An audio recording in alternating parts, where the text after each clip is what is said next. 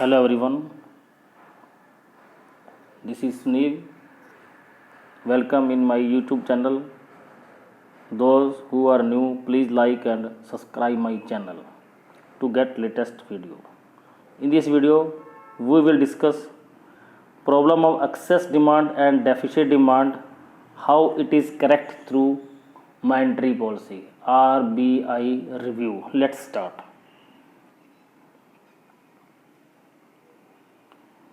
Monetary policy to control credits, हमने पीछे excess demand और deficit demand to topic discuss किए हैं एंड उसको फिस्कल पॉलिसी के द्वारा कैसे करेक्ट किया जा सकता है वो भी हमने रीड किए. एक्सेस डिमांड क्लियर है, means aggregate demand is greater than aggregate supply at full employment level, so create a problem of excess demand. When excess demand, तो economy face the problem of inflationary gap. Inflationary gap को reduce करने के लिए हमें money supply को market में reduce करना पड़ेगा. मनी सप्लाई को रिड्यूस करने के लिए हमें डियर मॉनेटरी पॉलिसी को अडॉप्ट करना पड़ेगा ताकि कंट्रैक्शन ऑफ मनी सप्लाई हो सके. यानी कहने का मतलब क्या हुआ कि जब एक्सेस डिमांड की समस्या है तो उसको ठीक करने के लिए कंट्रैक्शन ऑफ मनी सप्लाई करना होगा ताकि लोन की जो प्रोसेस है वो कॉस्टली हो जाए और मार्केट के अंदर क्या है जो सर्कुलेशन ऑफ मनी है वो लेस हो, ताकि गुड्स को इन्फ्लेशन के क्राइटेरिया से बाहर निकाला जा सके, ताकि आम आदमी उस गुड्स को बाय करने के लिए अफोर्ड कर सके. दूसरा इसके अंदर हमने किया था डेफिसिट डिमांड है, तो मार्केट के अंदर क्या है प्राइस बहुत तेजी से गिर रहे हैं और मार्केट के अंदर मनी सप्लाई की कमी है, तो मार्केट को पुश करने की जरूरत है बाय दी मनी सप्लाई. तो मनी सप्लाई बढ़ेगी कैसे, तो बैंकों को और कमर्शियल बैंकों and reserve bank of India को चीप मॉनेटरी पॉलिसी बनानी पड़ेगी. Cheap monetary policy means extension of money supply करना होगा, लोन की प्रोसेस को ढीला करना पड़ेगा, रेट ऑफ इंटरेस्ट कम करने पड़ेंगे ताकि मार्केट के अंदर लोग इन्वेस्ट करने के लिए तैयार हो जाएं. जिससे क्या होगा, जो डेफिसिट डिमांड की समस्या क्या है हल हो जाएगी. यानी सीधा सा कहने का मतलब क्या है कि अगर डेफिसिट डिमांड की समस्या है तो हमें एक्सटेंशन ऑफ मनी सप्लाई करना पड़ेगा, और अगर एक्सेस डिमांड की समस्या है तो हमें कंट्रैक्शन ऑफ मनी सप्लाई करना पड़ेगा. इन दोनों ही प्रोसेस को every 3 month reserve bank of India द्वारा एक RBI रिव्यू के नाम से एक पॉलिसी है जो अनाउंस की जाती है, जिसे पहले मॉनेटरी पॉलिसी के नाम से भी जानते थे, उसके तरह इसको करेक्ट किया जाता है. Monetary policy to control credit. What is monetary policy? It is that policy which is concern with the measures taken to regulate the money supply and cost and availability of credit in the economy. यानी किसी भी economy के अंदर अगर कोई समस्या आती है तो उसको मॉनेटरी पॉलिसी के थ्रू कंट्रोल एंड रेगुलेट करने का प्रयास किया जाता है. तो इसके 2 इंस्ट्रूमेंट हैं, quantitative control and qualitative credit control. 2 instrument हैं यहाँ पर, हम डिस्कस करेंगे single control of inflation and deflation. अब मैंने आपको बेसिकली बता ही दिया है कि सेंट्रल बैंक है जो इंडिया का, वो एवरी 3 मंथ के अंदर पॉलिसी को रिवाइज करता है इन्फ्लेशन और डिफ्लेशन को कंट्रोल करने के लिए. तो to control the inflation central bank adopt dear monetary policy, means dear monetary policy means contraction in money supply. And to control the deflation central bank adopt cheap monetary policy. Cheap monetary policy means extension of credit. Extension of credit means कि कहने का मतलब क्या है कि हमें अगर excess demand है तो हमें ये पॉलिसी बनानी पड़ेगी, अगर डेफिसिट डिमांड है तो हमें ये पॉलिसी बनानी पड़ेगी, तब जाकर हम क्या है कंट्रोल कर सकते हैं. इसको डिटेल में डिस्कस करते हैं. Quantitative instrument of credit control. अब क्वांटिटी का मतलब कि डायरेक्ट जो इफेक्ट है वो नहीं होता है, वो इनडायरेक्ट रूप से क्या है मनी सप्लाई को इन्फ्लुएंस्ड किया जाता है एक्सेस डिमांड और डेफिसिट डिमांड को कंट्रोल करने के लिए. जैसे कि पहला क्या है instrument, it is that instrument of credit control which focus on the overall supply of money in the economy, अब यहाँ पर क्वेश्चन उठता है कि कौन कौन से इंस्ट्रूमेंट है। सबसे पहला इंस्ट्रूमेंट आता है bank rate. Bank rate is that minimum rate on which central bank provide short term loan to commercial bank. हम ये भी कह सकते हैं rediscounting the assets of commercial bank by the reserve bank of India, क्योंकि हर bank के पास अपने एसेट्स होते हैं, उन एसेट्स को वो रीडिस्काउंट करवा सकती है, उसे शॉर्ट टर्म लोन बोल देते हैं। तो eight the time of inflation क्या करेगा बैंक, क्या करेगा बैंक रेट को राइज कर देगा। बैंक रेट को राइज करने से कमर्शियल बैंक के लिए भी लोन बांटना डिफिकल्ट हो जाएगा, कोई रेट ऑफ इंटरेस्ट बढ़ जाएगा। जब रेट ऑफ इंटरेस्ट बढ़ेगा तो people of India those want to invest in the market they can wait, तो वेट करेंगे वो, जिससे क्या होगा मार्केट के अंदर मनी सप्लाई की धीरे धीरे कमी हो जाएगी और एक्सेस डिमांड की प्रॉब्लम खत्म हो जाएगी। दूसरा इसके अंदर आता है डिफ्लेशन है, तो मार्केट के अंदर क्या करना, फंड को रेज करना पड़ेगा। तो बैंक रेट जैसे ही कम होगी तो कमर्शियल बैंक के लिए लोन की रेट कम हो जाएगी, तो कमर्शियल बैंक आगे भी क्या है लोन की रेट क्या कर देगा, कम कर देगा। तो जो इन्वेस्ट करना चाहते थे वो easily take loan from the commercial bank and invest in the market, तो डेफिनेशन डिमांड की प्रॉब्लम हल हो जाएगी। जैसे आज कोरोना वायरस का टाइम है, तो यहाँ पर कहीं पर इन्फ्लेशन है, कहीं पर डिफ्लेशन है। मार्केट के अंदर डिफ्लेशन जरूर है क्योंकि प्रोडक्शन बंद हो गई है, यूनिट बंद है, लोगों पर पैसा नहीं है, तो सरकार को ऐसी पॉलिसी बनानी पड़ेगी ताकि लोग आसानी से बैंक से लोन लेकर मार्केट में इन्वेस्ट करने के लिए तैयार हों। जब इन्वेस्ट करने के लिए तैयार होंगे तो एम्प्लॉयमेंट भी होगा, इन्वेस्टमेंट भी होगी और एग्रीगेट डिमांड भी बढ़ेगी। इस तरह से समस्या को हल किया जा सकता है। ठीक है जी, बैंक रेट। नेक्स्ट है इसके अंदर open market operation. Open market operation का मतलब क्या हुआ कि जो गवर्नमेंट ऑफ इंडिया है वो अपने बॉन्ड इशू करती है आरबीआई के नाम से, तो आरबीआई उसको क्या करता है ओपन मार्केट के अंदर बाय एंड सेल करता है। किसको कंट्रोल करने के लिए, मनी सप्लाई को कंट्रोल करने के लिए। ठीक है जी, तो open market operation it means sale and purchase of security in open market by the RBI on the behalf of the government, यानी गवर्नमेंट के बिहाफ पर आरबीआई इन सिक्योरिटीज को सेल भी करेगी और परचेज भी करेगी ताकि मार्केट के अंदर जो इन्फ्लेशन है डिफ्लेशन है उसको आसानी से कंट्रोल किया जा सके। ठीक है जी, अब कहता है कि अगर इन्फ्लेशन है तो मार्केट में पैसा ज़्यादा है, तो क्या करेगी आरबी क्या करेगी, सेल करेगी सिक्योरिटी को। तो सेल करने का मतलब क्या हुआ कि बैंक उनको ऑफर कर रही है कि आप हमारे पास पैसा जमा कराओ और बॉन्ड ले लो। अब लोगों के लिए सबसे सेफ मनी कहाँ पर है, रिजर्व बैंक के पास है। तो जैसे ही क्या रिजर्व बैंक इनको सेल करने की तैयार होगी तो जो लोग हैं वो उन सिक्योरिटी को खरीदेंगे, तो सिक्योरिटी जो इश्यूज़ हैं उसके सर्टिफिकेट्स हैं वो लोगों के हाथ में आ जाएंगे और लोगों का पैसा क्या है आरबीआई के पास आ जाएगा।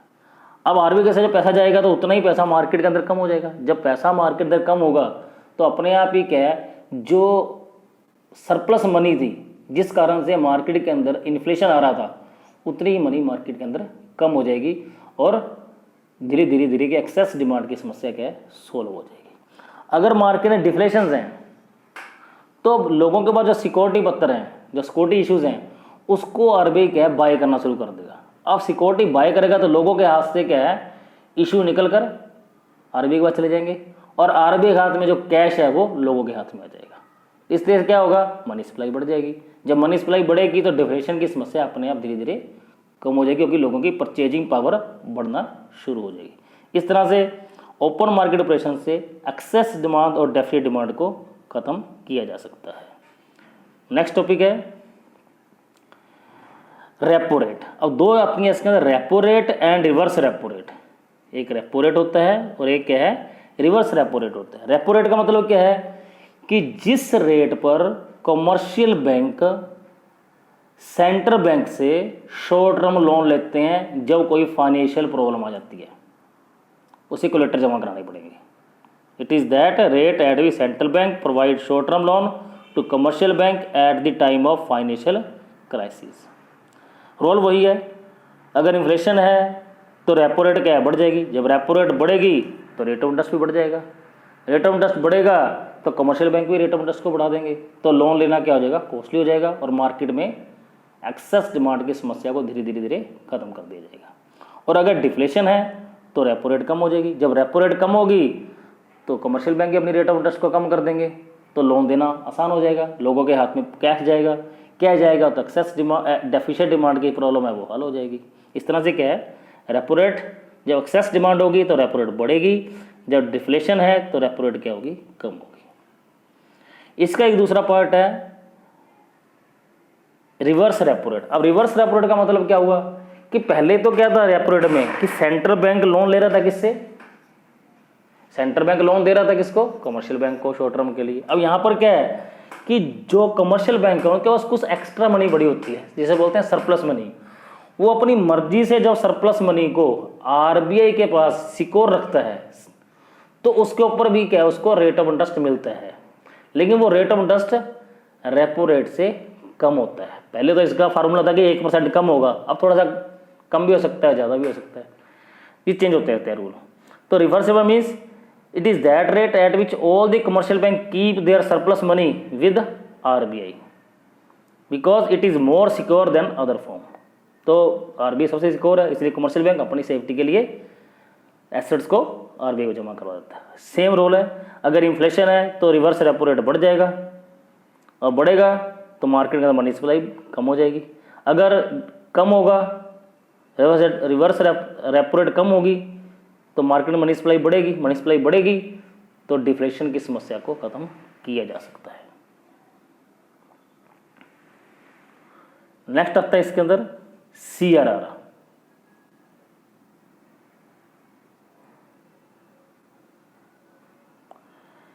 Cash reserve ratio. Cash reserve ratio का मतलब क्या है कि जो आरबीआई है वो अपेक्स बैंक है, तो जितने भी कमर्शियल बैंक हैं, चाहे वो गवर्नमेंट कमर्शियल बैंक हैं, चाहे वो प्राइवेट हैं, चाहे फॉरेन बैंक है, सभी बैंकों को लाइसेंस लेना पड़ता है आरबीआई से। तो उसके कंडीशंस हैं कैश रिजर्व रेशो के अंदर कि जितने भी कमर्शियल बैंक है उसके बाद जितनी भी टोटल डिपॉजिट होती है उसका मिनिमम परसेंटेज ऑलवेज कमर्शियल बैंकों को सेंट्रल बैंक के पास रखना पड़ता है एज ए सिक्योरिटी, ताकि जो आम और जनरल पीपल्स हैं उनका फेथ क्रिएट किया जा सके कमर्शियल बैंकों के अंदर कि अगर कोई बैंक फेल होता है तो रिजर्व बैंक उसका साथ देगा। तो cash reserve means it is that ratio of total deposit of a commercial bank which keep under RBI by all the commercial bank. At the time of inflation cash reserve ratio क्या हो जाएगी, rise हो जाएगी।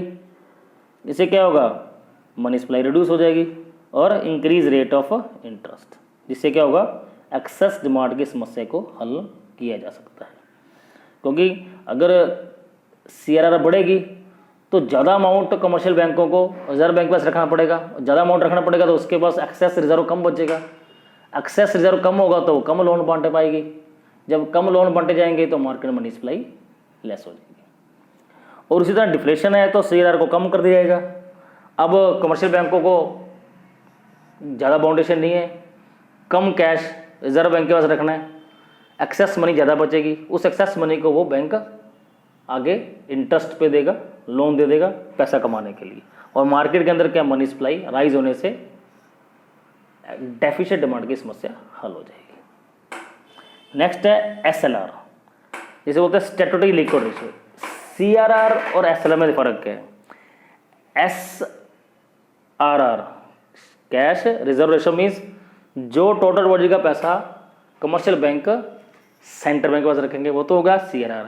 SLR का मतलब क्या है, जो टोटल डिपॉजिट का पैसा हर कमर्शियल बैंक को अपने लॉकर के अंदर कैश की फॉर्म में रखना पड़ता है, ताकि जो कस्टमर उससे पैसा लेना है उसको वो आसानी से सेटिस्फाइड कर सके, उसे बोलते हैं statutory liquid ratio. It is that rate at which all commercial bank keep cash in their own locker. At the time of inflation SLR क्या राइज हो जाएगी, ठीक है ना। At the time of inflation SLR rise to reduce money supply in an economy, क्योंकि जब SLR बढ़ जाएगी ज़्यादा कैश रखना पड़ेगा, ज़्यादा कैश रखना पड़ेगा तो एक्सेस रिजर्व कम हो जाएंगे, एक्सेस रिजर्व कम होंगे तो लोन अमाउंट कम हो जाएगा, लोन अमाउंट कम होगा तो मार्केट के अंदर मनी सप्लाई की रिडक्शन होना शुरू हो जाएगी। और अगर डिफ्लेशन है तो एसएलआर क्या है, बढ़ जाएगी, और बढ़ेगी तो प्रॉब्लम आ जाएगी। एसएलआर फॉल होगी, डिफ्लेशन में एसएलआर फॉल होगी तो रेज फंड हो जाएगा, एक्सेस सप्लाई हो जाएगी। एक्सेस सप्लाई से क्या होगा, मार्केट के अंदर समस्या जो है डेफिसिट डिमांड की वो सॉल्व हो जाएगी। नेक्स्ट है इसके अंदर qualitative instrument of credit control. इसके अंदर सबसे इंपॉर्टेंट है मार्जिनल रिक्वायरमेंट। अब क्वालिटेटिव मतलब जो डायरेक्ट मार्केट पर इफेक्ट करेंगे वो होते हैं क्वालिटेटिव इंस्ट्रूमेंट। मार्जिनल का मतलब क्या है कि सपोज करो मैंने बैंक से लोन लेना है, बैंक कहता है जी आपके पास क्या है, मैंने कहा कि मेरे पास 10 लाख की लैंड है। बैंक कहता है ठीक है जी आपकी जो प्रेजेंट वैल्यू है, करंट वैल्यू है एसेट की वो 10 लाख है, मैं इस पर आपको 8 लाख रुपए लोन दे दूंगा। तो जो मार्जिन बचा 2 लाख का वो क्या होता है, मार्जिनल रिक्वायरमेंट। इसी के थ्रू क्या है, बैंक क्या करता है, क्रेडिट कंट्रोल करता है। Margin requirement it means difference between the value of security and loan advance to the customer. Means कहने का मतलब क्या हुआ कि बैंक जिस रेट पे उसको लोन दे रहा है तो उसकी सिक्योरिटी क्या है, उसकी सिक्योरिटी की वैल्यू क्या है। तो सिक्योरिटी की जितनी वैल्यू है उसके एंगेज जितना बैंक लोन सेंक्शन करेगा उसके डिफरेंस को मार्जिनल रिक्वायरमेंट कहते हैं। Eight the time of inflation marginal requirement क्या हो जाएगी, राइज हो जाएगी, और reduce cash in the market.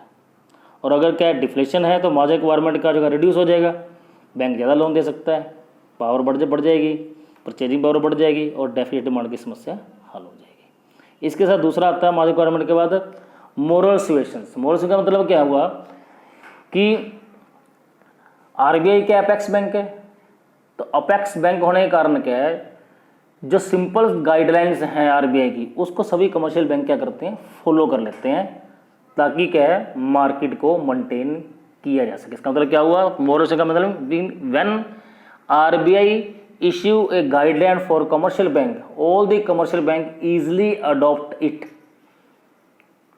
And cooperate to the reserve bank of India to control inflation and deflation.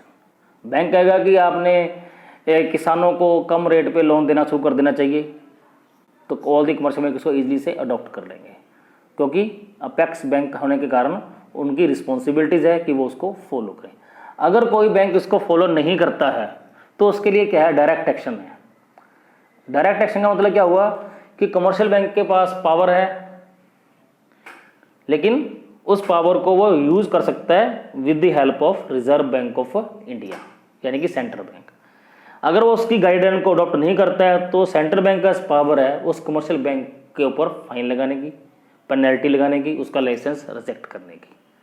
ठीक है जी। इसका मतलब अगर कोई commercial bank are not ready to follow the guideline of Reserve bank of India, Reserve Bank cancels the licence of that bank and then is close their activities to control the inflation and deflation. Thank you. Have a nice day. If you have any problem, you can directly approach to me.